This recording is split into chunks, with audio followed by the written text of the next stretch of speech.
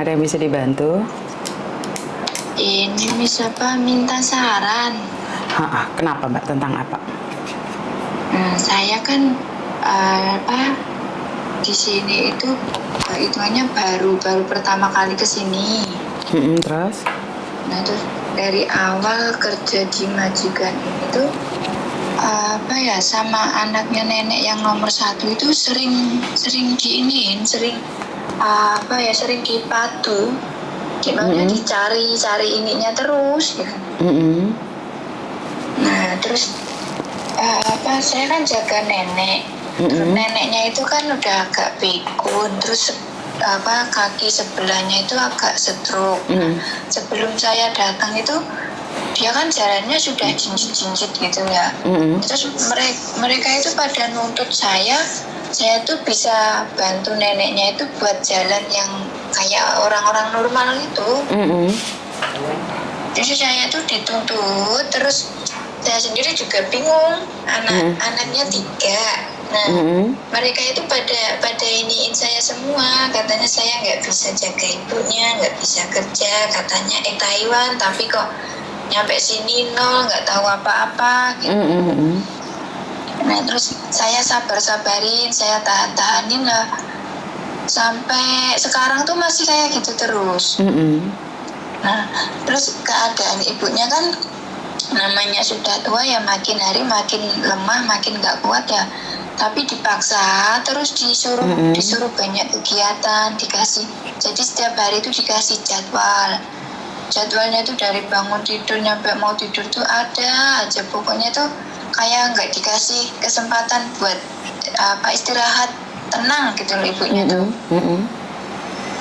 Nah pas awal bulan sebelum Natal itu ibunya pingsan pas di mana itu di gereja Laiciko sana, terus dibawa ke rumah sakit, nginep di rumah sakit, terus pulang orang tua habis dari rumah sakit kan pasti ya ada perubahan, entah itu fisiknya lemah apa kekuatannya udah menurun ya, tapi sama anaknya itu tetap aja disuruh ini, katanya tuh ibu saya sekarang kayak gitu tuh karena kurang gerak, kurang olahraga gitu lah, tetap saja dikasih jadwal yang full, suruh banyak olahraga. Nah sampai akhirnya awal Februari sekolah di Mevo tuh pingsan lagi.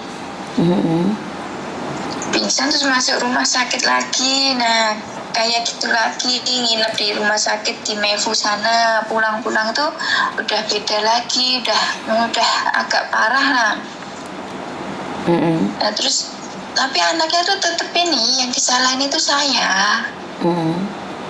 Nah terus yang nomor 1 itu pokoknya setiap saya ada disuruh begini nggak bener, nggak ada yang kurang pas gitu, pasti itu terus emosi terus ujung-ujungnya kayak sekarang kamu pikir-pikir kamu kerja di sini tuh gimana, kamu job ini cocok enggak, suka apa enggak, kayak gitu. Kayak seakan-akan tuh kalau memang majikan nggak cocok sama saya tapi nggak mau nginterminate saya, tapi kayak saya tuh digiring biar saya itu nggak betah di sini, biar keluar sendiri gitu. Oke, sampean tahu saya lagi live masuk di YouTube sama di Facebook? Sampean tahu? Pernah lihat, cuman karena di sini saya banyak peraturan ya mem, saya tuh nggak bisa pegang HP dengan bebas. Ini aja rumah kecil CCTV-nya 3. Bukan. Ini karena neneknya. Kamu tahu kan setiap kali telepon masuk ke saya secara langsung dan tidak langsung masuk di YouTube sama di Facebook, kamu tahu kan? Iya. Jadi berhati-hati, jangan pernah menyebut nama siapapun, termasuk namamu sendiri, karena saya tidak ingin setelah viral kalian minta take down. Paham ya? Iya, berarti nggak perlu menyebutkan nama, entah itu nama majikan, entah nama siapa gitu, nggak boleh. Iya, kan kamu tahu saya dari Facebook dan di YouTube tuh Mbak, bener nggak sih? Iya.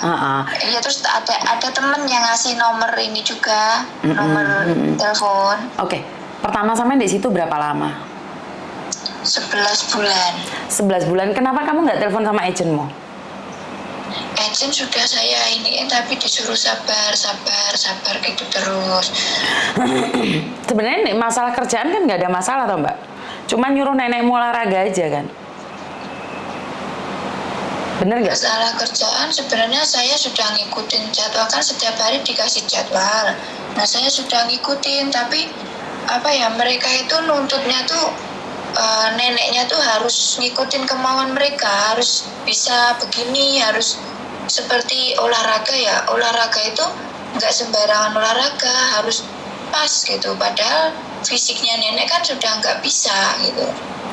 Oke. Nah nanti saya yang dimarahin. Oke. Jadi kan masalahnya cuma di peraturan mereka yang bisa dibilang sampai nggak suka. Begitu. Karena kondisi nenek tidak sanggup. Bukan saya nggak suka sama peraturan, tapi kayak saya itu digiring biar saya keluar gitu. Nah, sekarang ini belum selesai ya Miss, gini. Awal bulan Mei itu yang nomor 1 ini bilang ke saya, katanya terus terang ibu saya sekarang sudah, saya lihat sudah agak parah. Saya itu pengen ambil semacam perawat, bukan kayak seperti mbak-mbak kayak gini gitu, tapi adanya itu dari Filipina. Nah terus nyaranin saya, kan saya nanya gini lah, kalau mau ambil perawat berarti nanti di rumah ini ada 2 CC kan, saya gitu. Nah jawabnya, ya enggak, orang rumah kecil gini ngapain ngambil 2 gitu. Nah berarti saya harus gimana? Saya disuruh notis kan, saya gituan. Masalahnya dari awal itu, dari dulu tuh kayak yang nomor 1 ini selalu nginiin saya biar saya tuh keluar, padahal jelas-jelas pas ditelepon dia bilang ke saya nggak bakalan intermini kamu. Kalau kamu nggak suka di sini, nggak suka dengan kerjaan ini, ya silakan kamu resign sendiri, katanya gitu. Nah saya curhat ke agent toh, malah majikan nuduh saya ngada-ngada, saya itu bicara yang bohong gitu loh. Padahal di telepon jelas-jelas yang nomor 1 itu ngomong ke saya sendiri begitu. Oke. Tapi gini loh Mbak, satu hal lagi, di Hong Kong kan memang kayak gitu ya, orangnya keras-keras ya. Jadi kalau nggak suka ya udah pergi aja. Bukan berarti dia nyuruh kamu pergi, kan itu kamu yang menyatakan suka atau tidak suka, kan kamu sayang. Kalau kamu tidak suka kan kamu boleh pergi. Ya bukan majikan nyuruh kamu pergi, bener nggak sih? Iya, tapi ini majikan itu apa ya? Kayak nyerang terus biar sayanya tuh nggak betah, biasanya nggak betah. Nah terus bilang ke saya, kamu itu nggak bisa jaga ibuku, kamu itu nggak bisa kerja, nggak bisa apa-apa. Taiwan tapi nyampe sini sama aja kamu itu nipu saya, kayak gitu lah. Terus saya kan gini, ya memang saya dulu tuh Taiwan, tapi kan saya dulu kerjanya begini, saya sudah jelaskan dari awal semua. Nah terus saya di sini tuh saya sudah berusaha ngikutin apa maunya mereka, peraturan mereka, jadwal mereka itu saya sudah iniin, tapi tetap aja yang ada yang nggak benar gitu loh. Kalau memang nggak cocok sama saya, kalau memang pengen cari yang lebih dari saya, ya nggak apa-apa, saya dibalikin ke kantor aja kan, saya begitu. Tapi pada nggak mau jadi tuh kayak kamu pikir-pikir sendiri, kalau kamu nggak ini di sini ya kamu mundur aja gitu. Jadi saya tuh disuruh ini sendiri gitu. Oke Mbak, sebenarnya apa bedanya sih Samen mundur sama dia yang ngundurin? Aku nanya sama Samen, apa bedanya sih?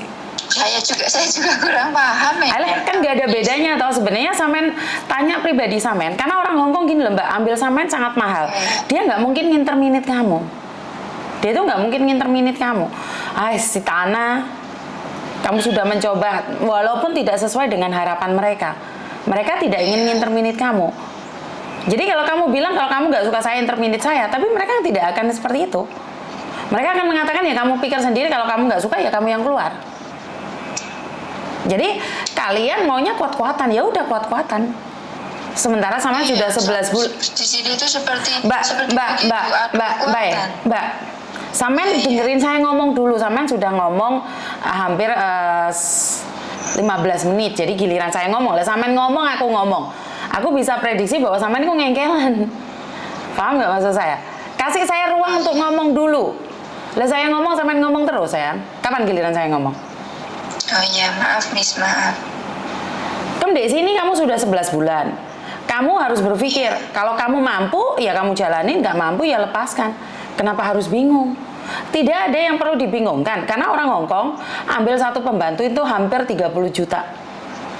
Jadi mereka mikir-mikir, kalau nginterminate kamu masih beliin tiket, masih bayar kamu, masih ini, masih itu.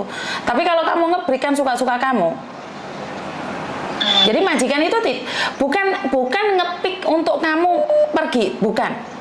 Karena mereka berpikir terserah kamu. Kalau kamu nggak mau improve, ya udah pergi aja. Dan tidak ada tekanan mental jika kamu merasa, karena yang aku dengar kamu merasa ditekan mentalmu. Kurang sempurna. Orang Hongkong seperti itu, Mbak. Style orang Hongkong seperti itu. Jangankan sampean, saya yang di kantor aja ditekan terus.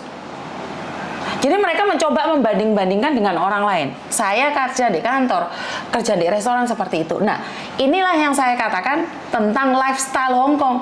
Orang Hongkong hidupnya penuh tekanan. Nah, di rumah kan gak ada yang ditekan selain sampean, otomatis kan sampean tekanan pertamanya. Benar nggak sih? Sampean kuat dilakoni, gak kuat tinggalin ngalih. Itu aja menurut pendapat saya. Jadi di situ nggak ada masalah menurut saya pribadi. Tapi tergantung dari jenengan ada masalah apa enggak, itu kan kembali lagi pada sampean. Jadi saya paham banget apa yang sampean rasakan. Tapi ingat, orang Hongkong sini penuh dengan tekanan. Bukan cuma sampean yang tertekan.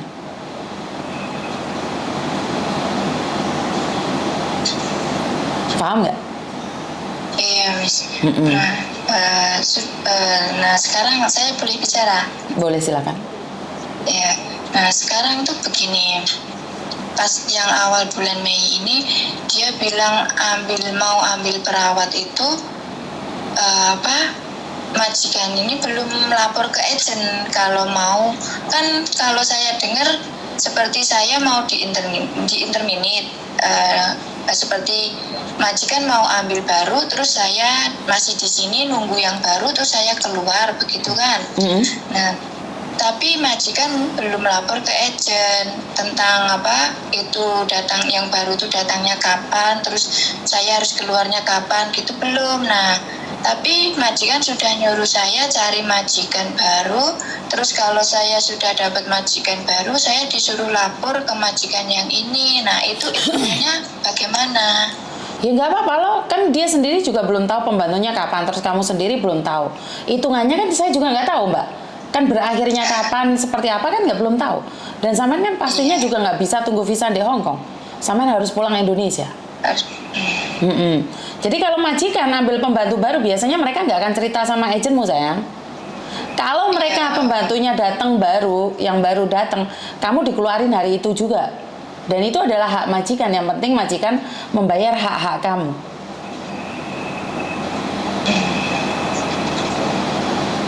Bisa difahami? Ya, bingungnya saya di situ tuh kalau saya sekarang kan saya curhat ke agent. Nah, terus agent tuh bilang ke saya, loh, kalau memang sudah nggak butuhin kamu, kenapa majikan nggak lapor ke staf kantor gitu. Nah, terus saya sendiri juga bingung, majikan nyuruh saya nyari majikan baru, saya tuh takutnya saya tuh masih pengen kerja di sini. Nah, terus kalau saya nyari majikan baru, terus saya dapat majikan baru, otomatis kan saya keluar. Nah, itu apa berarti saya notice? Kan seperti yang saya katakan bahwa sampean nggak bisa tunggu visa di Hong Kong. Iya. Jadi kamu harus keluar. Kalau kamu sudah merasa tidak kuat dengan mereka, ya kamu yang ngasih surat.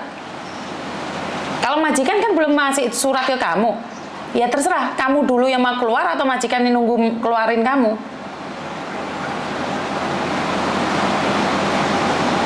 Jadi kamu gak usah bingung, kamu sendiri maunya apa? Jangan ikut aturan orang. Kamu sendiri maunya apa nih? Kalau kamu sendiri merasa bahwa kamu tidak kuat, ya udah ngasih surat notis dan kamu yang pergi. Kalau kamu sudah dapat majikan. Tapi kalau kamu menunggu majikan ngeluarin kamu, ya tunggu aja sampai pembantunya datang. Jadi kamu nggak perlu takut. Dan saya rasa agentmu bukan agent yang goblok sayang. Kenapa? Mereka tahu bahwa majikan itu akan merahasiakan. Karena Cece kadang-kadang sampai setengah tahun pun nggak datang.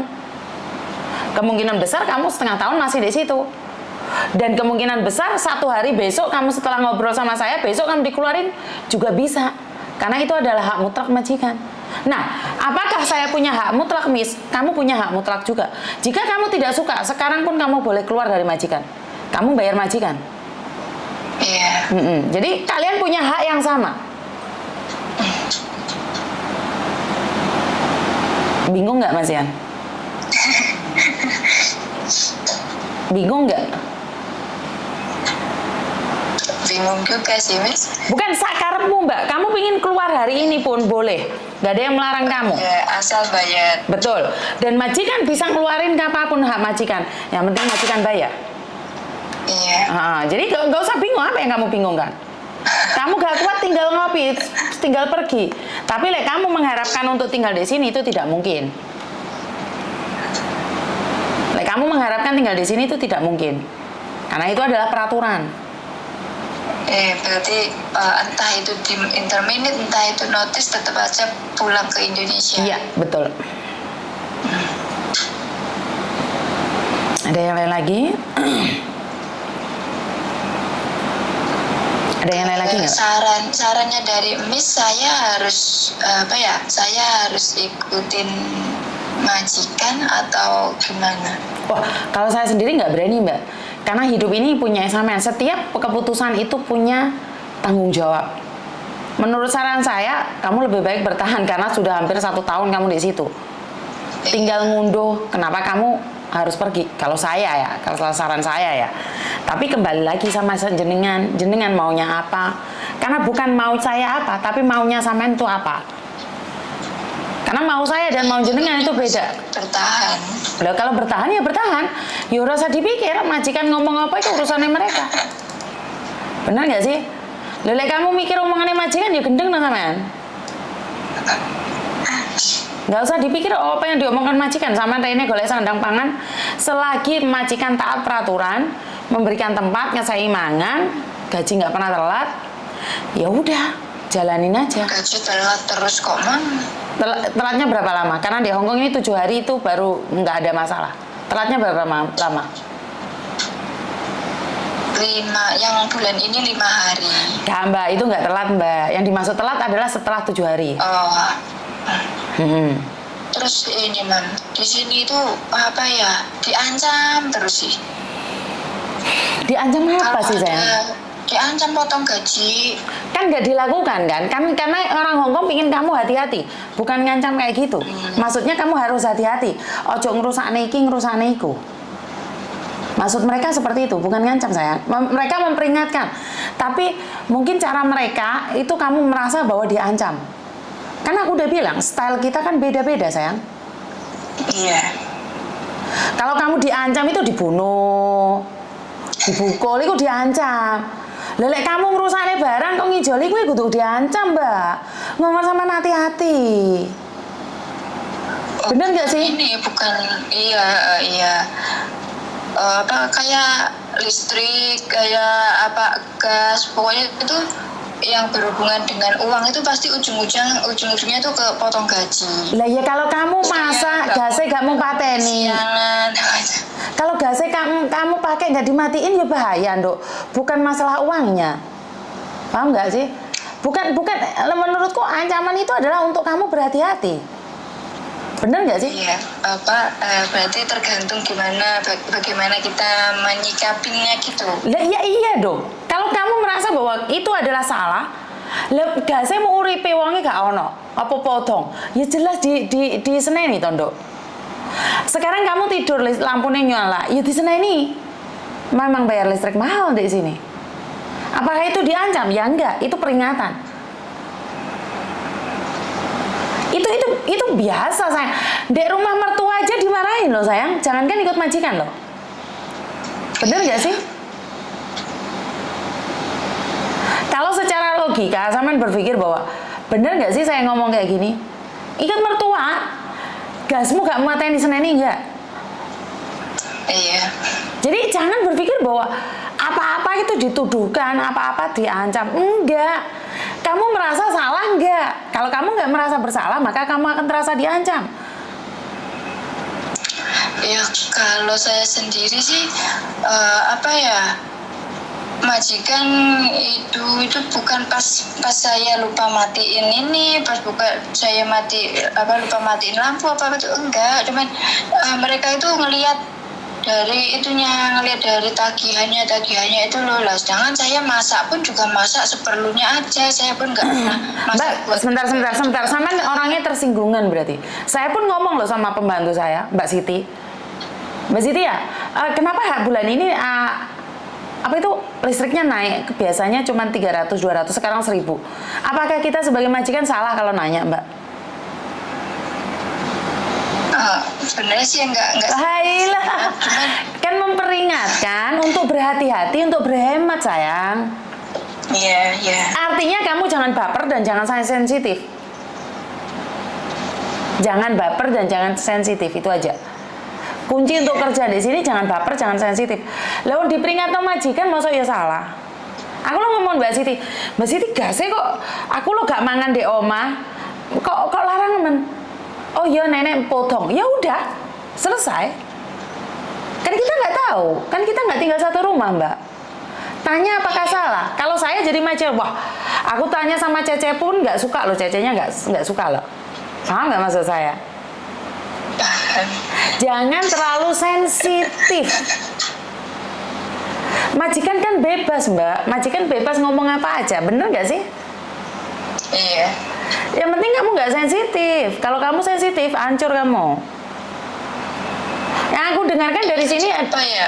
Kayak dari pertama tuh yang nomor 1 itu pas emosi tuh main banting pintu, banting meja apa itu, saya tuh ini kayak kalau bahasa Jawanya tuh kebacut keweden. Pak kasih tahu sayang, itu stylenya orang Hongkong. Makanya kan aku dari tadi ngomong sama kamu, itu stylenya orang Hongkong. Yang rusak pintu dia, bener nggak sih? Di losno bisa nggak di losno? Bantingin wong pintu-pintumu dewe, iya nggak? Rusak emangnya kamu yang benain kan nggak juga? Bener nggak sih? Losno Mbak, pikiranmu losno. Hah? Mungkin susahnya di situ, Mama. Papa, kalau teman-temanku bilang itu saya tuh nggak bisa los gitu. Ya lek sama nggak iso los mulia Mbak, geret koper. Lah kerja di Hongkong gak iso los mulia geret koper. Lho pintune mereka yang banting mereka, piring-piringnya mereka. Mbok mancine dipecahno lho, mbok babano lho. Orang urus. Mereka tidak suka mereka yang buang sampean. Sampean nggak suka sampean buang dia. Itu aja selesai. Kelar ya. Bener nggak? Iya, Miss. Wes ora usah drama, suka ditunggoni, nggak suka ditinggal rabi. Tinggal ngalih. Iya bener? Iya.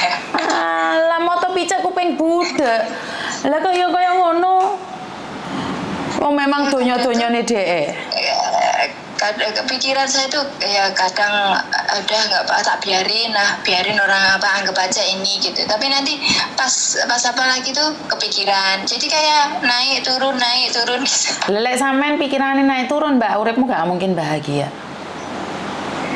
Kamu mikirin mereka ngomong apa, mereka sudah lupa. Kamu sakit hati, mereka sudah nggak inget.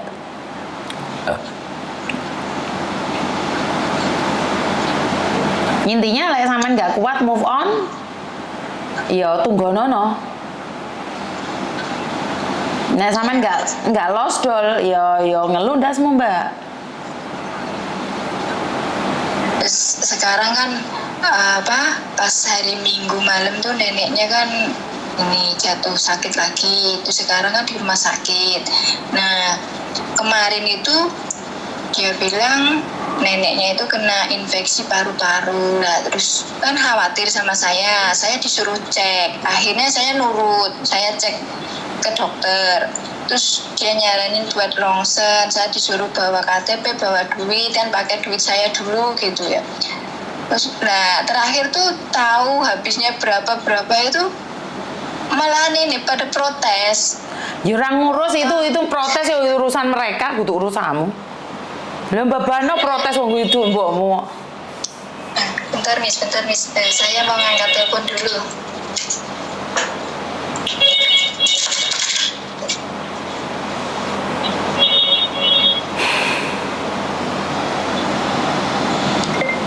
Nah ini yang saya katakan bahwa kerja nggak boleh baperan ya. Kalau kerja baperan hancur ya. Kerja boleh loss, tapi pikiran juga didol no, Mbak. Pikiran punya kita, hak kita. Jadi kalau kita pikirannya loss dol, maka kita akan hancur sendiri. Menurut pendapat saya, mikir oleh, tapi aja kebablasan. Bener nggak sih? Jadi nggak usah dipikir dalam-dalam. Hidup ini milik kita. Kita bisa melakukan apapun terserah kita. Kalau kamu nggak kuat, tinggalin, Mbak. Itu nggak ada perjanjian hidup dengan dirimu. Harus mati bersamanya, nggak ada. Iya nggak sih? Jadi nggak usah mikir terlalu dalam lah. Pikirmu terlalu jeru, ya wangel, Mbak. Gak nutut. Uteknya gak nutut. Karena memang kehidupan ini adalah suka-suka mereka, hak mereka. Mau tidak mau, suka tidak suka, ya kayak kehidupan mereka seperti itu. Saya pribadi menyarankan buat teman-teman di luar sana, jangan terlalu dipikir omongannya majikanmu. Mau pikir stres gendeng, edan anyaran we. Ya. Mbak E masih ngobrol di sana, ya udah kita tutup aja dan oke, terima kasih. Sebentar ya Mbak ya. Halo.